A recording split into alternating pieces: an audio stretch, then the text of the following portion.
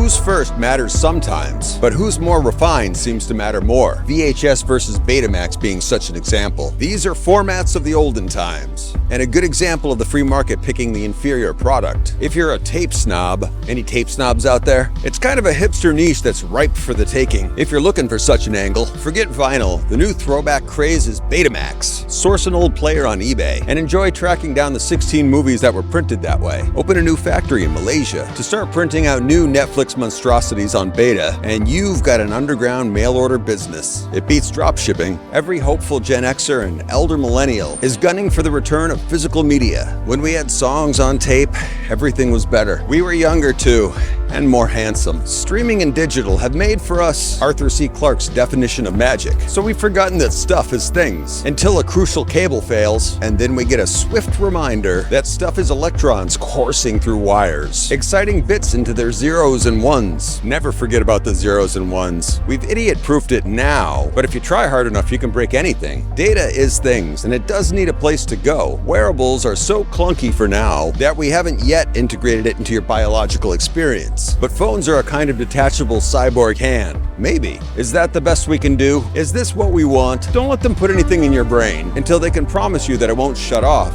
when they go bankrupt. You can't source an old Betamax tape and just jam it in as a replacement. It doesn't work like that. Was there a Betamax robot on Futurama? I feel like there was. That old Matt Groening. What a mind for technology and humor. And disgruntled bunnies. Never forget the bunnies. You don't have to remember stuff if you keep the information externally. Books, albums, data centers, these can all be your outside brains. The old philosophers lamented paper because it meant the young ones weren't practicing their memorization techniques. Who needs a bard when you have a collection of tales at hand? They can give you +4 inspiration, but what do you need inspiration for when the stories have already been written? Here's an honest question. What do people keep in the house when it's not stacks and stacks of media that they love? John Waters says not to trust people who don't have books in their house. But in the age of streaming, how do you know who to sleep with?